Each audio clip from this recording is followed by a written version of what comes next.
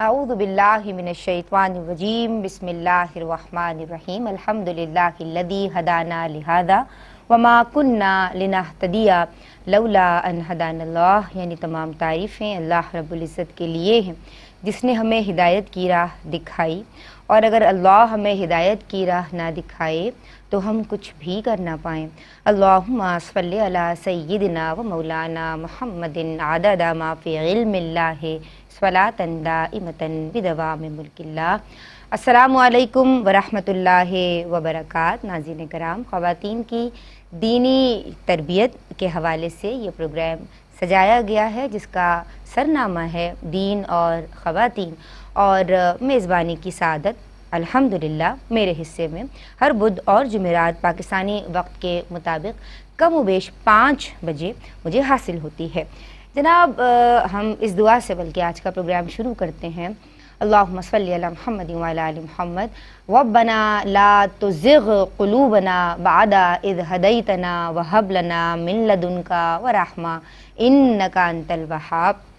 ربنا لا تزغ قلوبنا، یا اللہ ہمارے دلوں کو ٹیڑھا مت کرنا، یا اللہ ہمیں ہدایت کا راستہ دکھا دے، یا اللہ ہمارے معاملات کو سیدھا رکھنا، یا اللہ ہمیں توفیق مرحمت فرما کہ ہم اپنے رویوں کو، ہم اپنے برتاؤ کو، ہم اپنی نشست و برخاست کو، ہم اپنے معاملات کو، ہم اپنے بیہیویئرز کو سیدھا کر لیں، اسٹریٹ کر لیں، صراط مستقیم پہ چلنے والے مسلمان بن جائیں۔ پروردگار آج اس دعا کے ساتھ کہ پروردگار اپنی رحمت سے ہم سب کو صراط مستقیم پہ گامزن فرمائے۔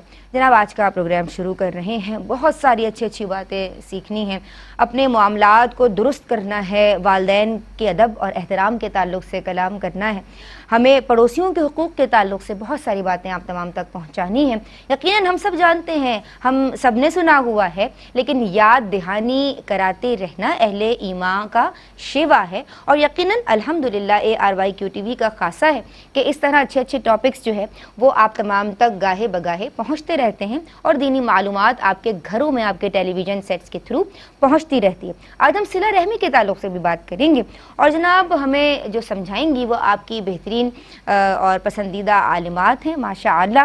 پہلی مہمان اسکالر، مکمل اور پرتاثیر لب و لہجہ رکھتی ہیں، ہمارے ساتھ عالمہ افق مزمل موجود ہیں۔ سلام عرض کرتے ہیں، السلام علیکم۔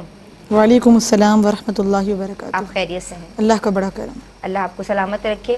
بہت ساری دعا ہے آپ کے لیے بھی، اور دعاؤں کے ساتھ میں اپنی دوسری عالمہ کو انٹروڈیوس کرواؤں گی۔ ماشاءاللہ آپ بھی قرآن و حدیث کی وضاحتوں پہ مبنی گفتگو فرماتی ہیں، اور آپ کا بھی نفع بخش جو ہے وہ جوابات جو ہیں وہ ہوتے ہیں اور لہجہ ہے۔ ہمارے ساتھ عالمہ ہاجرہ مزمل موجود ہیں، انہیں بھی سلام عرض کرتے ہیں، السلام علیکم۔ وعلیکم السلام۔ آپ خیریت سے ہیں؟ اللہ کا کرم۔ خوش آمدید کہتے ہیں بہن آپ کو، اور ہم آج چاہیں گے بچوں کو، اولاد کو سیکھنے سمجھنے کی ضرورت ہے۔ افق میں چاہوں گی کہ آپ سے سلسلہ شروع کیا جائے، والدین کا کیا مقام ہے، کیا مرتبہ ہے، اللہ نے کیا سٹیٹس دیا ہے ان کو، اور ہم سے کہاں کمیاں ہو رہی ہیں۔ آج کے بچے اپنے والدین کو وہ والا جو احترام ہے جو پروردگار چاہتا ہے، جس کی ڈیمانڈ ہے قرآن میں موجود ہے، وہ کیا ہے؟ اس کو پہلے تو والدین کے ادب اور احترام پہ بات کیجیے، اور پھر اس کی شرعی حیثیت کے تعلق سے بھی بات کیجیے۔ اعوذ باللہ من الشیطان الرجیم، بسم اللہ الرحمن الرحیم۔ اللہ تبارک و تعالی سورہ بنی اسرائیل کی آیت نمبر 23 میں والدین کا مقام و مرتبہ بیان کرتے ہوئے فرماتا ہے وَقَضَىٰ رَبُّكَ أَلَّا تَعْبُدُوا إِلَّا إِيَّاهُ، اور آپ کا رب حکم دیتا ہے کہ آپ اس کے علاوہ کسی کی عبادت نہ کریں، اور پھر آگے فرمایا وَبِالْوَالِدَيْنِ إِحْسَانًا، اور والدین کے ساتھ حسن سلوک سے پیش آئیں۔ آگے مزید ان کا مرتبہ بیان کرتے ہوئے اللہ رب العزت فرماتا ہے اما یبلغن عندک الکبر احدہما او کلاہما، پھر جب تمہارے سامنے ان میں سے کوئی ایک یا وہ دونوں بڑھاپے کی دہلیز کو پہنچ جائیں۔ اب آگے طرز عمل یہ ہونا چاہیے کہ فلا تقل لہما افن، کہ پھر ان کو اف تک نہ کہو۔ مزید فرمایا ولا تنہرہما، اور نہ ان کو جھڑکو، اور پھر کیا کرنا ہے آگے بتایا وقل لہما قولا کریما، اور ان سے نرمی سے بات کرو، نرمی سے پیش آؤ۔ اللہ رب العزت نے جو قرآن کریم میں ارشاد فرمایا، علماء فرماتے ہیں کہ پہلے اللہ نے اپنا حق یاد دلایا کہ میرے علاوہ کسی کی عبادت نہ کرو۔ اور پھر اس کے بعد فوراً والدین کا تذکرہ کیا گیا۔ اس میں یہ جو ترتیب قائم کی گئی، یہ کیوں کی گئی؟ تو بڑی پیاری بات بیان کرتے ہیں کہ چونکہ دنیا میں انسان کو بھیجنے کا سبب حقیقی ذات باری تعالی ہے، سبحان اللہ، اور جو والدین ہیں وہ اس کو بھیجنے کا، اس کو دنیا میں لانے کا سبب ظاہری بنتے ہیں۔ تو اسی لیے اللہ رب العزت نے ان کا بھی احسان یاد دلایا اور ان سے حسن سلوک کی تلقین فرمائی۔ آگے جو وضاحت آتی ہے اس کے اندر بتایا کہ جب یہ والدین بڑھاپے کی دہلیز کو پہنچتے ہیں تو چونکہ ان کے دل کمزور ہو جاتے ہیں، ان کے اعضاء کمزور ہو جاتے ہیں، ان کی طبیعتیں تھوڑی سی نازک ہو جاتی ہیں، اور وہ ہم نے مقولہ بھی سنا ہوگا کہ جب ایک انسان بڑھاپے کی دہلیز کو پہنچتا ہے تو وہ سمجھے بچپنے میں آ جاتا ہے۔ تو جس طرح ایک بچے کو ٹریٹ کیا جاتا ہے الغرض جیسے ہمارے والدین نے ہمیں بچپن میں ٹریٹ کیا، جس طرح ہم نے ایک بار نہیں، دو بار نہیں، 3 بار ان سے باتیں پوچھی، انہوں نے خوش اسلوبی سے ہمیں جواب دیا، ہماری خواہشوں کو مد نظر رکھتے ہوئے اپنے آپ کی خواہشات کو قربان کیا، ایز اٹ از یہ معاملہ کرنے کی باری اب ان کے ساتھ ہے۔ ہماری ترجیحات کو انہوں نے پیش نظر رکھا اور اپنی ترجیحات کو پس پشت ڈال دیا، یہ ہیں والدین۔ اور اللہ تعالیٰ نے ان کے مرتبے کو بیان فرمایا۔ پھر ان کے احترام کی بات اگر کی جائے تو اس میں بے شمار چیزیں داخل ہوتی ہیں۔ اللہ تبارک و تعالیٰ نے کیا فرمایا کہ ان کو اف تک نہ کہو۔ سب سے پہلا مرتبہ احترام اور درجہ احترام یہی ہے کہ والدین کے سامنے ہمارے منہ سے اف تک نہ نکلے۔ یہ بہت چھوٹا کلمہ ہے، الف اور فا، اگر اس کلمے سے بھی والدین کو اذیت ہوتی ہے، اف کہنے سے بھی اذیت ہوتی ہے، تو اولاد کے لیے یہ اف کہنا بھی حرام ہے اللہ رب العزت کے نزدیک۔ تو اف کہنا تو ایک چھوٹا سا کلمہ گنوایا۔ آج اگر ہم اپنا محاسبہ کریں یا ہمارے معاشرے میں جو طبیعت پائی جاتی ہے بچوں کی، اگر اس کا سے محاسبہ کیا جائے، اس کو مقابلے میں لایا جائے تو پتہ چلتا ہے کہ بچوں کی عادت ہوتی ہے کہ والدین، چاہے ماں بالخصوص وہ چونکہ بچوں کے ساتھ زیادہ ٹائم اسپینڈ کرتی ہے، تو اگر کھیلنے کودنے سے منع کر دیا تو وہ امی کیا پریشان کر دیا ہے، اپنے سامنے سے چلانے والا لہجہ ہو جاتا ہے۔ پھر آہستہ آہستہ بچہ بڑھنا شروع ہوتا ہے، اس کو لگتا ہے کہ میں اسٹیبل ہوں اور میں سب کچھ کر سکتا ہوں۔ اب یہ بڑھاپے کی دہلیز پہ ہیں، ان کو نہیں پتا باہر کیا چل رہا ہے، لیکن دراصل یہ زیادہ ضروری باتیں جانتے ہیں اور احتیاطی چیزیں یہ جان کے آپ کو گائیڈ کرنے والی ہستیاں ہوتی ہیں۔ ان بچوں سے پوچھا جائے کہ جن کے والدین اس دنیا میں انہیں تنہا چھوڑ کے چلے گئے اور ان کی تربیت میں ایک بہت بڑا خلا واقع ہوا، وہ ان بچوں کو دیکھ کر سیکھیں کہ ان کے پیچھے گائیڈ لائن موجود نہیں ہے۔ میں اور آپ بہت خوش نصیب ہیں کہ اللہ عز و جل نے ہمارے والدین کو سلامت رکھا ہے اور ہمارے لیے ایک بہت بڑی گائیڈ لائن موجود ہے، ہماری مشکلات میں ہمیں سہارا دینے والے ہیں۔ اور ان اولاد کو سبق سیکھنا چاہیے کہ جو اپنے والدین کی دل آزاری کرتے ہیں، اگر والد ریٹائر ہو چکے ہیں اور وہ خرچہ اولاد پر ہے، تو آج والد فرمائش کرنے میں یا اپنی ضرورت کی چیز مانگنے میں وہ گھبراتے ہیں اور وہ ہچکچاتے ہیں۔ اور یہ وقت جب اولاد پہ تھا کہ جب باپ اس کی ساری خواہشات کو پورا کرتا تھا اور اپنا سارا بینک بیلنس اس پر لٹاتا تھا، اس وقت بچے کی فرمائش ہوتی اور وہ چیز سامنے حاضر ہوتی۔ آج یہ عالم ہے کہ بوڑھے والد کو دوائی کے لیے بھی طلب کرنا ہوتا ہے تو اولاد جواب نہیں دیتی۔ ایسے لوگوں کو چاہیے کہ وہ یہ سمجھیں کہ اللہ تعالیٰ نے والدین کو جو مرتبہ دیا ہے وہ کس وجہ سے دیا کہ وہ اس کو دنیا میں لانے کا سبب بنتے ہیں۔ مزید یہ کہ نبی کریم علیہ السلام کی حدیث موجود ہے، نبی کریم نے فرمایا کہ ہما جنتو کا و نارو کا، کہ یہ والدین تمہاری جنت بھی ہیں اور تمہاری دوزخ بھی ہیں۔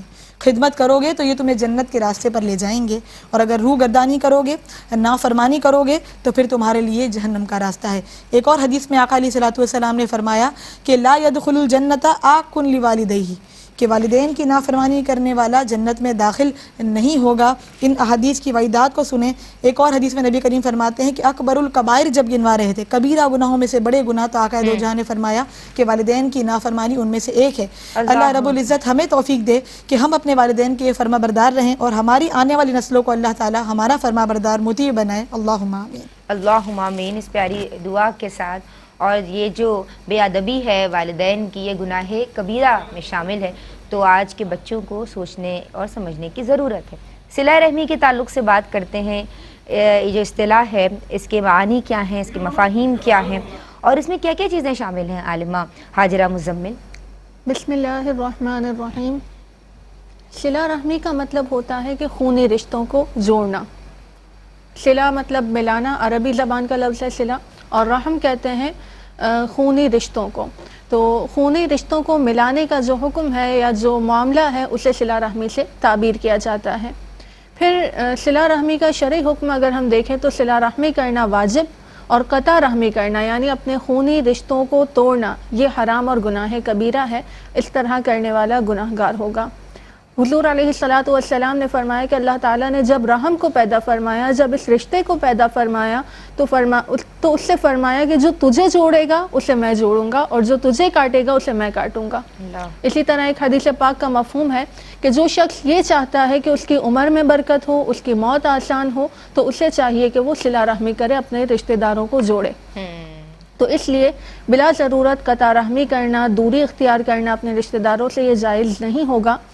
और इसमें क्या क्या चीज़ें शामिल हैं, तो इसमें रिश्तेदारों से हुस्न सलूक करना, उनसे मिलना मिलाना, अगर उन्हें कोई ज़रूरत है तो उनकी ज़रूरियात को पूरा करना और उनकी तकालीफ़ को दूर करना, उनकी खुशी गमी में शरीक होना, ये सारी चीज़ें सिला रहमी में शामिल होंगी। और लेकिन अगर कोई रिश्तेदार ऐसा है कि जो फितने का सबब बन रहा है, जहाँ पर जाने की वजह से हमारे बच्चों की तरबियत ख़राब हो रही है, या फिर जो बदमज़हब वगैरह हैं जो दीन से दूरी इख्तियार कर रहे हैं और दूसरों को भी करवा रहे हैं, इस तरह के रिश्तेदारों से दूरी इख्तियार करने में हरज नहीं है। लेकिन इसके अलावा आम सूरतों में रिश्तेदारों से अपनी ज़ाती अदावतों की बुनियाद पर दूरी इख्तियार करना ये दुरुस्त नहीं होगा और ये कता रहमी में ही शामिल होगा। एक हदीस पाक का मफहूम है कि सिला रहमी ये नहीं है कि अगर तुम्हारा भाई तुम्हें देता है तो तुम उसे दो, यानी बदला करने का नाम सिला रहमी नहीं है कि कोई हमारे साथ अच्छा करेगा तो हम उसके साथ अच्छा करेंगे, बल्कि सिला रहमी यह है कि अगर वो काटता है तो तुम जोड़ो।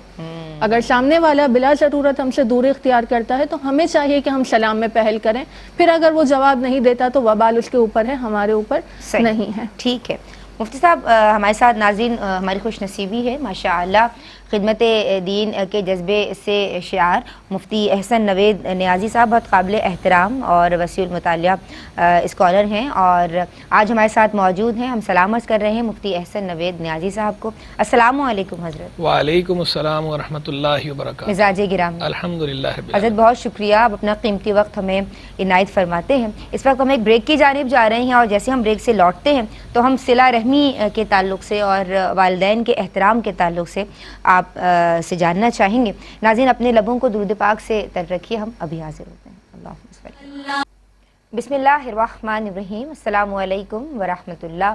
जनाब, आप देख रहे हैं प्रोग्राम दीन और ख़वातीन और हमने बात की ब्रेक से कबल वालिदैन के अदब और एहतराम के ताल्लुक़ से और उसके बाद आलिमा हाजरा मुज़म्मिल ने हमें समझाया है कि सिला रहमी के ताल्लुक़ से हमें क्या सीखना चाहिए।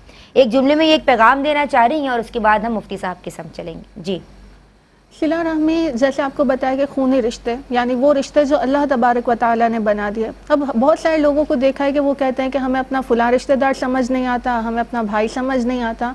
तो याद रखना चाहिए कि ये रिश्ते जो अल्लाह पाक ने बना दिए ये समझने के लिए नहीं, निभाने के लिए हैं। अल्लाह तो इसलिए अब अल्लाह ने जब रिश्ते बना दिए इसमें अल्लाह की बेशुमार हिकमतें पोशीदा हैं। अब चाहे हमें समझ में आए या ना आए, बहरहाल उन रिश्तों को निभाना हम पर लाजिम व ज़रूरी है। अल्लाह तबारक व तआला हमें कता रहमी से महफूज फरमाए। सुभान अल्लाह, बहुत प्यारी बात की मुफ्ती हसन नवेद नियाज़ी साहब। हम आपकी समत आ रहे हैं और मैं चाहूँगी कि इसी बात से मैं अपना सवाल आगे बढ़ाऊँ। वो ये कि हम लोग अपने पसंद के रिश्तेदारों से, बाज़ लोग अपना स्टेटस देख के, अपना रहन सहन देख के, अपने करीबी रिश्तेदार का कि जो रहम का रिश्ता है, जो खूनी रिश्ता है, उनको भी ये देख के कि उनका जो रहन सहन है वो अच्छा है, अच्छी लोगों में उठते बैठते हैं और अगर हम हमारे जैसे हैं तो हम उनसे मिलेंगे, और जो उनसे ज़रा कमतर हैं या उनके जैसा उनका स्टेटस नहीं है तो वो उनसे मिलना पसंद नहीं करते।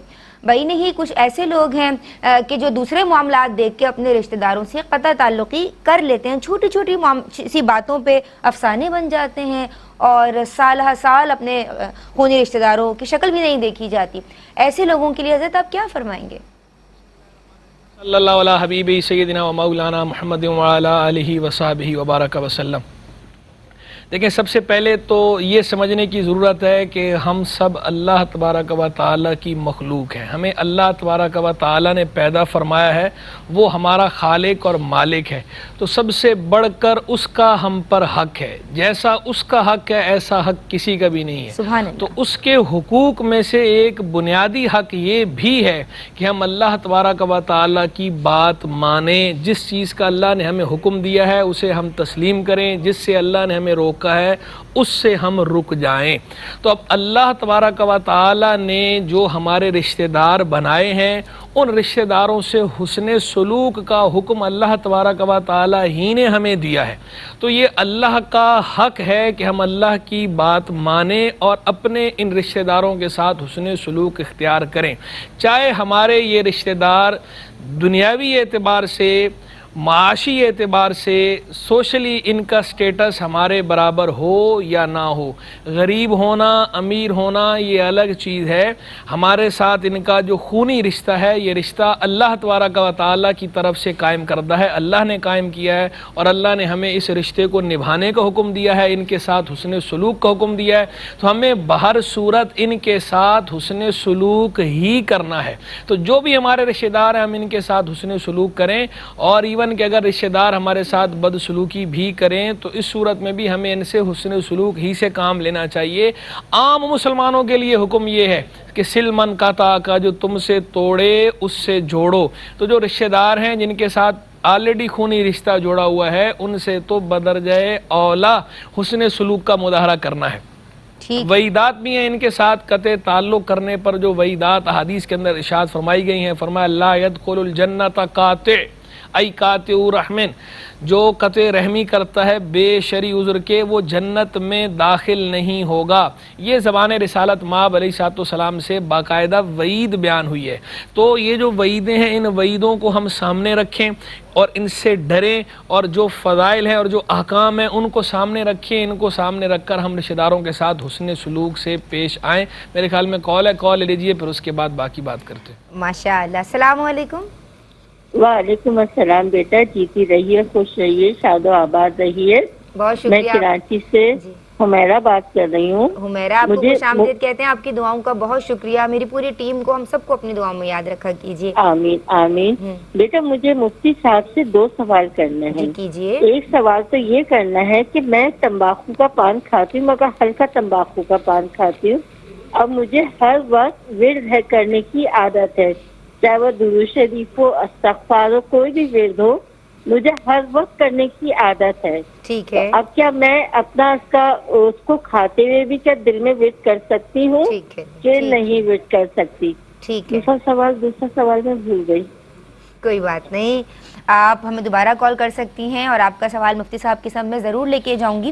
ابھی میرے کانٹینٹ کا سوال چل رہا ہے تو میں اسی حوالے سے اس کو کنٹینیو کروں گی، لیکن آپ جائیے ٹی وی سیٹ کے پاس، انشاءاللہ آپ کا سوال شامل کیا جائے گا۔ بہت شکریہ آپ کی دعاؤں کا۔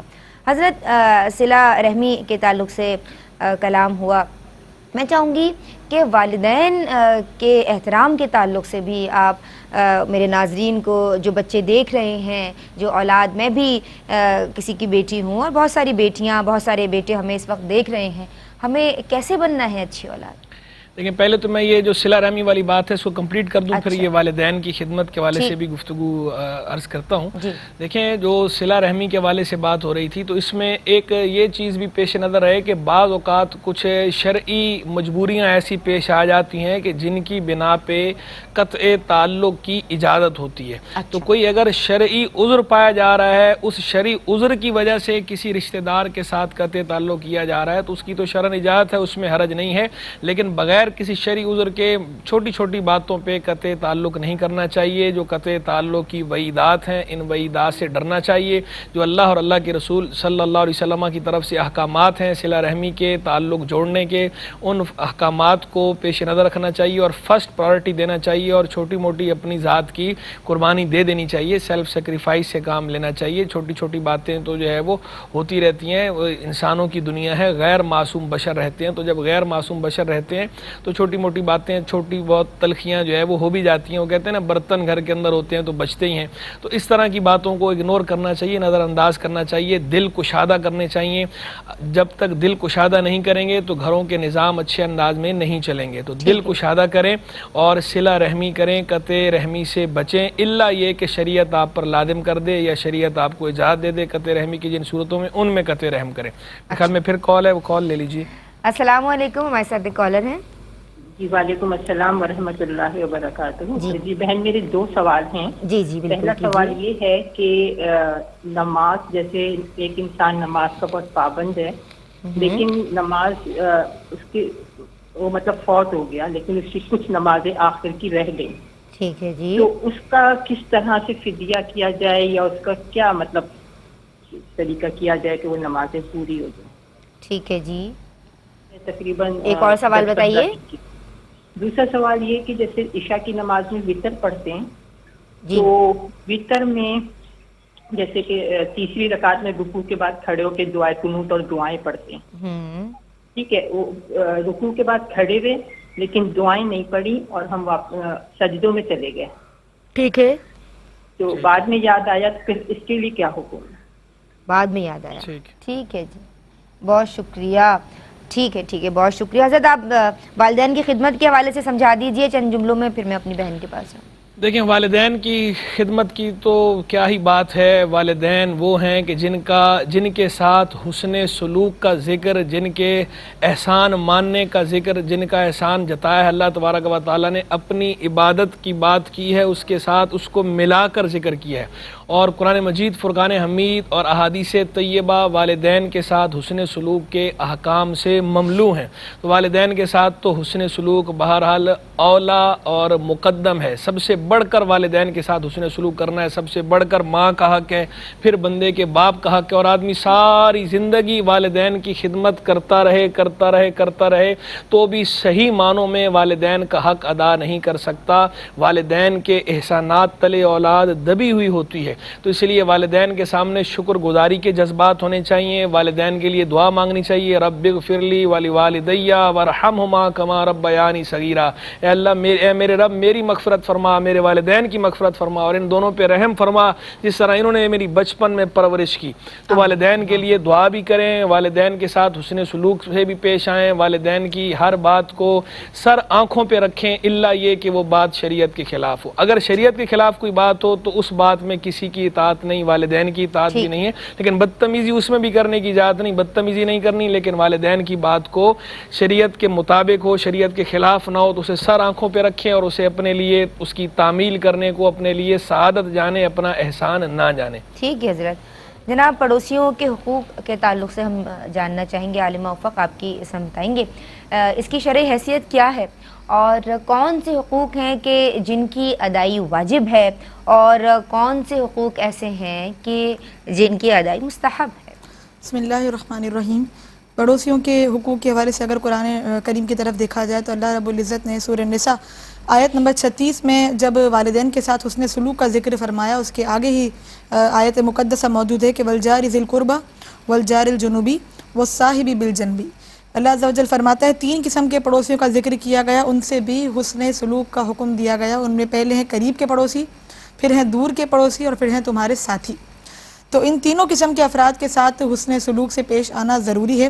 پھر ہمسائے کی اگر یوں تعریف دیکھی جائے کہ پڑوسی کہتے کس کو ہیں، تو جس کے گھر کی دیوار یا جس کی دکان ہم سے متصل ہو، ہمارے گھر یا دکان سے متصل ہو، وہ ہمسائے کہلاتے ہیں، اور ارد گرد رہنے والے لوگوں کو یوں عام اصطلاح میں پڑوسی کہا جاتا ہے۔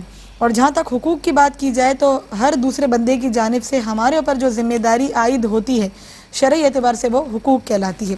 ان کے حقوق اگر دیکھے جائیں تو حدیث مقدسہ میں نبی کریم علیہ السلام کی ایک طویل حدیث موجود ہے جس کا مفہوم ہے کہ آقا دو جہاں نے فرمایا کہ پڑوسیوں کے حقوق یہ ہیں کہ اگر یہ بیمار ہوں تو ان کی عیادت کرو، اگر یہ انتقال کر جائیں، فوت ہو جائیں تو ان کے جنازے میں شرکت کرو، اگر یہ قرض مانگے اور تم دے سکتے ہو تو ان کو قرض ادا کرو، اور اگر ان میں کوئی عیب نظر آئے تو اس کی پردہ پوشی کرو۔ آگے فرمایا مدد طلب کرتے ہیں اور تم مدد کرنے پر قادر ہو تو ان کی مدد کرو، اور اگر وہ محتاج ہیں تو ان کو عطا کرو۔ تو یہ مفہوم حدیث مقدسہ میں موجود ہے، یعنی پڑوسیوں کی ہر حال میں خیر خواہی کرنا، ان کے ساتھ حسن سلوک سے پیش آنا، ان کے ساتھ وہ تمام معاملات کرنا کہ جو ایک اچھے انسان، ایک اچھے مسلمان ہونے کی نشانی ہے وہ لازم ہے۔ پھر اسی طرح ایک اور حدیث کے اندر کالر شامل کر لوں، پھر آپ کی سمجھاتی ہوں۔ السلام علیکم۔ وعلیکم السلام۔ وعلیکم السلام جی، میری بہن کیا نام ہے اور کیا سوال کرنا چاہتی ہیں؟ جی نورین بول رہی ہوں لاہور سے۔ نورین خوش آمدید کہتے ہیں پیاری بہن، کیا پوچھنا چاہتی ہیں؟ جی میرا یہ پہلا سوال تو یہ ہے، اگر کوئی ماں اپنی بیٹی کو اپنے گھر اس لیے نہ آنے دے کہ وہ بدتمیزی کرتی ہے گھر آ کے، کیونکہ وہ بدتمیزی رویہ اس کا سسرالیوں کا ظلم و ستم کی وجہ سے ہے، وہ اس کا اتنا غصے میں آنا۔ اگر ماں دروازہ نہ کھولے اور باقی بھی اپنے رشتہ داروں سے پابندی لگا دے، خود بھی نہ ملے، تو اس کے لیے کیا حکم ہے؟ اور دوسرا کوشچن یہ ہے کہ اگر سسرال جو ہے اپنی بہو پر پابندیاں لگائیں کہ وہ اپنے بہن بھائیوں سے نہ ملے، ماں باپ سے نہ ملے، دکھ میں بھی نہ ملے، تو ان کے لیے کیا حکم ہے؟ ٹھیک ہے جی، بہت شکریہ آپ نے ہمیں کال کی۔ اس موقع پہ ایک بریک شامل کر رہے ہیں، بریک سے واپس آتے ہیں۔ بات ہو رہی ہے پڑوسیوں کے حقوق کے تعلق سے، ہمارے ساتھ رہیے۔ بسم اللہ الرحمن الرحیم، السلام علیکم ورحمۃ اللہ۔ ناظرین، آپ دیکھ رہے ہیں پروگرام دین اور خواتین، اور آج ہم بات کر رہے ہیں ہمارے معاملات کے تعلق سے اور والدین کے احترام کے تعلق سے ہم نے بات کی۔ اپنے پہلے سیگمنٹ میں ہم نے صلہ رحمی کے تعلق سے بات کی، اب ہم بات کر رہے ہیں جناب پڑوسیوں کے حقوق کے تعلق سے۔ پڑوسیوں کے ساتھ، ہمسائے کے ساتھ ہمارے کیسے معاملات ہونے چاہیے، ہمیں قرآن و حدیث کی روشنی میں سمجھا رہی ہیں عالمہ افق مزمل جی۔ اپنی بات مکمل کیجیے افق۔ جی، تو میں یہ عرض کر رہی تھی کہ پڑوسیوں کے جو حقوق احادیث مقدسہ میں گنوائے گئے، اس کے بعد ایک اور حدیث بھی موجود ہے جس میں نبی کریم نے فرمایا کہ وہ شخص ایماندار نہیں کہ جو خود شکم سیر ہو کر سوئے اور اس کا پڑوسی بھوکا ہو، اس کے پڑوس میں بچے بھوکو پیاس سے بلکتے ہوں۔ یعنی ایماندار نہیں سے مراد یہ کہ ایسے بندے کا ایمان کامل نہیں ہو سکتا، چاہے وہ نماز ادا کرتا ہو، چاہے وہ باقی عبادات کرتا ہو، لیکن پڑوسیوں کے حقوق میں اگر اس کی کوتاہی موجود ہے تو نبی کریم نے اس کے ایمان کو ناقص قرار دیا۔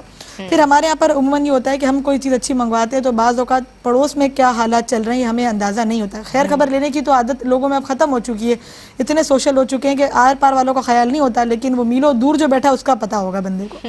تو اس بات کا لحاظ کرنا ضروری ہے کہ جس کا گھر آپ سے متصل ہے پہلے اس کا خیال کریں۔ اگر کوئی چیز اپنے گھر میں لے کر آتے ہیں، یہ حدیثوں کے الفاظ موجود ہیں کہ اگر کوئی اچھی چیز بنائی ہے گھر میں، کوئی اچھی ڈش بنائی ہے یا کوئی اچھی چیز فروٹ وغیرہ باہر سے منگوایا ہے، تو اگر اس میں سے تھوڑا سا حصہ نکال کے آپ اپنے پڑوسی کو دے دیتے ہیں، اس کا دل بھی خوش ہو جائے گا اور حدیث مقدسہ پر یہ عمل بھی پایا جائے گا۔ ہمارے یہاں پر ہوتا یہ کہ پڑوسیوں کو الٹا ایذا دی جاتی ہے، ان کے گھر کے آگے گاڑیاں پارک کر دیں گے یا پھر بلا ٹائم ہارن بجائیں گے۔ کسی کے گھر میں اگر فنکشن ہو، خواہ وہ محفل میلادی کیوں نہ ہو، نعت خوانی کیوں نہ ہو، لیکن اس میں اس قدر تیز آواز سے ساؤنڈ کرنا اور یا ساؤنڈ سسٹم ہونا کہ برابر والے پڑوسی کوئی بیمار ہیں، کوئی سوئے ہوئے ہیں، ان کو تکلیف ہو رہی ہے، بچے سوئے ہوتے ہیں وہ اٹھ جاتے ہیں، اس کا لحاظ ضروری ہے۔ اسی طریقے سے ان کے گھر کے آگے کچرا ڈال دینا، ان کے گھر کے آگے گندگی کر دینا، ان ساری چیزوں سے بچنا بھی ضروری ہے۔ سوال یہ پیدا ہوتا ہے کہ اگر کوئی ہمارے ساتھ ایسا کرتا ہو تو پھر ہمارا رویہ کیا ہو؟ ہم بھی کسی کے پڑوسی ہیں، اگر ہمارے ساتھ یہ کوئی معاملہ کرے تو اس کو سامنے سے جواب دینے کی ہمیں اجازت نہیں ہے کہ جیسا وہ کر رہا ہے تو ہم اس کے ساتھ یہ معاملہ کریں، یا پڑوسی برا ہے تو ہمیں برا کرنے کی اجازت مل گئی۔ صحابی رسول نے جب نبی کریم سے پوچھا کہ اگر ہمارا پڑوسی ہمیں ایذا دے تو ہم کیا کریں، تو نبی کریم نے فرمایا کہ 3 طرح کے لوگ ایسے ہیں کہ جن سے اللہ محبت فرماتا ہے، اور ان میں سے ایک وہ ہے کہ جس کو اس کا پڑوسی ایذا دے تو وہ اس پر صبر کرے۔ تو اللہ تعالیٰ کی محبت کا حصول اتنی آسان بات نہیں ہے، لیکن اگر جو شخص اپنے پڑوسیوں کی دی ہوئی ایذا رسانیوں پر صبر کرتا ہو تو اسے اللہ تعالیٰ اپنی محبت کا مستحق قرار دیتا ہے، اور اللہ کی محبت سے بڑھ کے اور کیا چیز ہو سکتی ہے۔ لہٰذا ضروری ہے کہ اس طرف دھیان دیا جائے کہ کہیں ہماری وجہ سے ہمارے برابر والے، ہمارے پڑوس تکلیف میں تو نہیں، اگر ہیں تو اسے پیشتر دور کیا جائے، اس سے قبل کہ اللہ تعالیٰ ہم سے ناراض ہو جائے کہ نبی کریم کی ناراضگی ہمیں مول لینی پڑے۔ ٹھیک ہے جناب، ایک کالر ہمارے ساتھ ہیں۔ السلام علیکم۔ وعلیکم السلام۔ مس مجھے ایک سوال پوچھنا تھا۔ سوال میرا یہ ہے کہ ہمارا کوئی مسئلہ یا کوئی پریشانی ہے، اس کے لیے ہمیں دعا کرنی ہے یا صدقہ دینا ہے؟ صدقے میں زیادہ طاقت ہوتی ہے یا دعا میں؟ اچھا ٹھیک ہے جی، بہت شکریہ، آپ کا بڑا اچھا سوال ہے اور میں شامل کروں گی، آپ اپنے ٹی وی سیٹ کے پاس جائیے، اور میں چاہتی ہوں کہ عالمہ حاجرہ میں آپ کی سمت آؤں، اور ہمیں یہ جاننا ہے آج کل لوگ دوسرے کے سامنے اپنی کوئی بھی خواہش یا اپنی کوئی بھی حاجت لے جانا بڑا آسان سمجھتے ہیں اور سوال کر لینے سے بھی گریز نہیں کرتے ہیں۔ یہ سائل بن جانا یا محتاج اپنے آپ کو شو کر کے دوسرے سے مدد مانگنا، یا اگر کوئی جینون کیس ہے اور اس کی مدد کی شرعی حیثیت کے حوالے سے ہم جاننا چاہیں تو ہمیں کیا جاننا ہوگا اور کس طرح آپ ہمیں سمجھائیں گی شرعی تعلیمات کی روشنی میں؟ پھر جو پیشہ ور بھکاری ہیں جن کے حوالے سے میں نے کہا کہ جنہوں نے پیشہ ہی اس کو بنا لیا ہے کہ لوگوں کے سامنے جو ہے وہ اپنا ہاتھ پھیلا دیتے ہیں، ان کو دینے کا کیا حکم شرع ہوگا؟ بسم اللہ الرحمن الرحیم۔ शरीयत मुतहरा जहाँ पर हमें बारहा ये हुक्म देती है, ये तालीम देती है कि आप अपने गरीब रिश्तेदारों का, गरीब आसपास के अफराद का, पड़ोसियों और दोस्तों का ख्याल करें। ज़कात के हवाले से आप देखें गरीबों की मदद हो रही है, सदका फ़ितर, दीगर कफ़ारे वगैरह में मुसलसल हम देखते हैं अहकामात जहाँ पर गरीबों की हाजत रवाई का हुक्म दिया गया है। लेकिन इसके बावजूद किसी के सामने खुद से हाथ फैलाना, खुद से सवाल करना, बिला ज़रूरत इस चीज़ को इख्तियार करना, ये शरीयत मुतहरा ने सख्त नापसंदीदा करार दिया वो है। ट्रेंड बन गया, बिला ज़रूरत लोग सवाल कर रहे होते हैं। जी हाँ, ये सख्त नापसंदीदा है। एक हदीस पाक का मफहूम है कि जो बिला ज़रूरत सवाल करेगा, क़यामत के दिन वो इस हाल में आएगा कि उसके चेहरे पर गोश्त भी नहीं होगा, यानी उसके ऊपर इतना अजाब होगा कि उसका गोश्त तक ख़त्म हो जाएगा। इसी तरह एक हदीस पाक का मफहूम है कि जो बिला ज़रूरत सवाल का दरवाज़ा खोलता है तो अल्लाह तबारक व तआला उस पर फ़क्र और तंगदस्ती के 70 दरवाजे खोल देता है। अगर हम किसी के सामने सवाल करेंगे, हमें ज़रूरत नहीं है, फिर भी हम किसी के सामने सवाल कर रहे हैं, तो ये चीज़ मज़ीद मोहताजगी का सबब बन सकती है। ठीक है, बहुत सारे सही। मैं ज़रा, मेरे कॉलर्स के भी सवालात हैं। मुफ्ती साहब, हम आपकी समत आ रहे हैं और हुमैरा ने, मेरी बहन ने पूछा है कि वो हल्का तंबाकू खाती हैं और अब वो उसकी आदी हैं, लेकिन वो औराद व वज़ाइफ की भी आदी हैं और उनकी ज़बान माशाअल्लाह ज़िक्र से और औराद से तर रहती है। वो ये जानना चाहती हैं कि वो पान या जो भी वो तंबाकू वगैरह खाती हैं, वो खाते हुए विर्द कर सकती हैं? देखिए, अदब का तकादा ये है कि जिस वक्त वो इस तरह तंबाकू वाला पान खा रही हों या इस तरह की चीज़ें चबा रही हों, तो उस वक्त दुरूद शरीफ या इस्तिग़फ़ार वगैरह ना पढ़ें, रुक जाएं। दुरूद शरीफ या इस्तिग़फ़ार वगैरह उस वक्त पढ़ें कि जब उनके मुंह में इस तरह की चीज़ ना हो, और इस तरह की बदबू वाली अशिया से वैसे भी बचना चाहिए, बचना बेहतर है। जितना अदब करें उतना अच्छा है, जितना गुड़ डालेंगे उतना मीठा। ठीक है हज़रत। अच्छा, उन्होंने एक और सवाल पूछा है कि असर के बाद वो सल्लल्लाहु अलैहि का या मोहम्मद पढ़ती हैं 1000 मरतबा, और ये उनका रोज़ाना का मशगला है और उनकी आदत बन गई है, तो ये ऐसा पढ़ना कैसा है? बिल्कुल ठीक है, बहुत अच्छी बात है। तो जो है सुभान अल्लाह, दुरूद शरीफ की क्या ही बात है, और इस सीगे के अंदर भी कोई हरज नहीं है, ये सीगा भी दुरुस्त है। असर की नमाज के बाद इस तरह सल्लल्लाहु अलैहि का या मोहम्मद पढ़ना, ये तो सादत की बात है। अल्लाह ताला उनके इस अमल पर उन्हें इस्तिकामत अता फरमाए और इसे कबूल फरमाए और इसकी बरकत अता फरमाए। और वैसे अगर जो है वो या रसूल अल्लाह कर लें तो ये और अच्छा हो जाएगा। नहीं, अभी ये हसन है, या रसूल अल्लाह कर लेंगी तो अहसन हो जाएगा। यानी बजाय सरकारी सलाम का असल नाम मुबारक लेने के अगर वस्फ को जिक्र कर दें, सल्लल्लाहु अलैहि का या रसूल अल्लाह, सुभान अल्लाह, सुभान अल्लाह हज़रत, यानी अदब ज़्यादा बढ़ जाएगा उसमें ना। नमाज के पाबंद इंसान की वफ़ात हो जाती है, मौत हो जाती है, आखिरी की कुछ नमाजें उसकी रह गई हैं बीमारी की वजह से या किसी भी वजह से, उसका फिदिया कैसे अदा हो? देखिए, नमाज़ों का हिसाब लगाया जाएगा, 5 और 6 नमाज़ों का हिसाब लगाएंगे रोज़ का। यानी 5 जो फ़र्ज़ हैं और वितर चूँकि वाजिब है तो वितर का भी हिसाब लगेगा, तो यूँ 6 नमाज़ें। हर नमाज के एवज़ 1 सदका फ़ितर, तो यानी एक दिन के 6 सदका फ़ितर की जो मिकदार है, ये उन नमाज़ों का फ़िदिया बनेगी। एक दिन के यौम का हिसाब लगा लें, हर नमाज का हिसाब लगा लें, दिनों का हिसाब लगा लें, फिर दिनों के हिसाब से नमाज़ों का हिसाब लगा लें, और हर नमाज के फ़िदिये के तौर पे 1 सदका फ़ितर दे दें। सदका फ़ितर जब देंगे उस वक़्त की जो है वो रकम देख लें। इस दफ़ा जो सदका फ़ितर था तकरीबन 150 था। 150 था, ठीक है हज़रत। अच्छा, सवाल मेरी बहन नौरीन ने ये पूछा है कि माँ बेटी को इसलिए नहीं आने देती कि वो ससुरालियों के यहाँ कुछ अच्छा सलूक नहीं है, जुल्म सितम की वजह से बदतमीज़ी करने लग गई है, तो ऐसा करना कैसा है? घर नहीं आने देती माँ उसको, बेटी वैसे जो है वो माँ को तो हुस्न सलूक ही करना चाहिए, और बेटी के साथ अगर ससुराल में अच्छा सलूक नहीं हो रहा और इस वजह से उसके अंदर बदतमीज़ी का उनसुर आ गया है, तो अब माँ खुद भी अगर दरवाज़ा बंद कर देगी और दीगर रिश्तेदारों को भी मना कर देगी, जिस तरह के पहले जो है सवाल में जो है ना कॉलर ने बताया भी कि वो दूसरे रिश्तेदारों को भी मना कर दिया कि कोई भी इसके साथ ताल्लुक़ ना रखे, तो इस तरह कहते ताल्लुक़ ना करें। उनको समझाने वाला तो होना चाहिए ना कोई, माँ ही नहीं समझाएगी और दीगर जो रिश्तेदार हैं उनको भी मना कर रही है, तो इस सूरत में उस बच्ची की इस्लाह कैसे होगी? तो बच्ची की इस्लाह के लिए और उसे नॉर्मल करने के लिए, नफ्सियाती मरीज़ बनने से बचाने के लिए माँ को बहरहाल उसके साथ ताल्लुक रखना चाहिए। हज़रत, वितर में तीसरी रकात में दुआए कुनूत नहीं पढ़ी, सजदे में चली गई, बाद में याद आया, हुक्म शरा? तीसरी रकात के अंदर दुआए कुनूत अगर नहीं पढ़ी, बाद में याद आया, तो दुआए कुनूत जो है चूंकि ये वाजिब है वितर के अंदर, तो अब सजदा साहब करना होगा अगर भूले से ऐसा हुआ। और अगर सजदा साहब भी नहीं किया, सलाम फेर दिया था, सलाम फेरने के बाद याद आया, तो इस सूरत में इयादा होगा, दोबारा वितर पढ़ लिया। अच्छा, दोबारा वितर पढ़ने होंगे। बुध वाले दिन नाखून काटना या नहीं काटना, हुक्म शरा क्या है? वैसे तो नाखून کاٹنا، کسی بھی دن ناخن کاٹے جا سکتے ہیں، شرعاً جائز ہے، اس میں کوئی قباحت یا حرج نہیں ہے۔ ہاں بعض روایات میں بدھ والے دن کی ممانعت مذکور ہے، اگرچہ ان روایات پہ بہت شدید قسم کا کلام ہے، بعض جو ہے ان کو روایات کو ضعیف قرار دیتے ہیں اور بعض اس سے بھی آگے کا حکم لگاتے ہیں، تو روایات ضعیف ہیں، اس بنا پہ ہم کوئی حکم نہیں لگا سکتے ممانعت کا، لیکن کوئی اگر احتیاطاً بچتا ہے بدھ والے دن ناخن نہیں کاٹتا تو اس میں بھی حرج نہیں۔ ٹھیک ہے حضرت، مسئلہ ہے، پریشانی ہے، بیماری ہے، صدقہ کرنا افضل ہے، دعا کرنا افضل ہے؟ دیکھیں دعا ہے، سبحان اللہ، دعا سلاح المومن، دعا جو ہے مومن کا ہتھیار ہے، دعا تو ہر حال میں افضل ہے، پریشانی ہو یا نہ ہو دعا کرتے ہی رہنا چاہیے۔ اور جہاں تک صدقے کی بات ہے تو سبحان اللہ، صدقے کی بھی کیا شان ہے، صدقہ بھی مصیبت کو ٹالتا ہے، بیماری کو ٹالتا ہے، صدقہ بھی فضیلت والا کام ہے، اور دونوں ہی چیزیں ملا لی جائیں، دعا بھی اور صدقہ بھی، تو نور علی نور ہے۔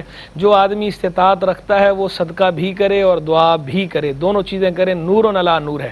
ہاں اگر کوئی آدمی استطاعت نہیں رکھتا تو اس صورت میں صرف دعا پر اکتفا کرنا ہوگا، پھر افضل سوال کیا مانا، پھر تو جو ہے اس نے کرنی ہی دعا ہے، صدقے کی استطاعت نہیں ہے۔ اچھا استطاعت والی بات میں بھی یہ وضاحت کر دوں کہ صدقے کا مطلب یہ نہیں ہے کہ کالا بکرا ہی صدقے میں دینا ضروری ہے، جیسے بعض لوگ سمجھتے ہیں کہ جب تک کالا بکرا نہیں دیں گے تو اس وقت تک جو ہے وہ صدقہ ادا نہیں ہوگا، تو صدقے کے لیے کالے بکرے کا ہونا کوئی ضروری نہیں ہے۔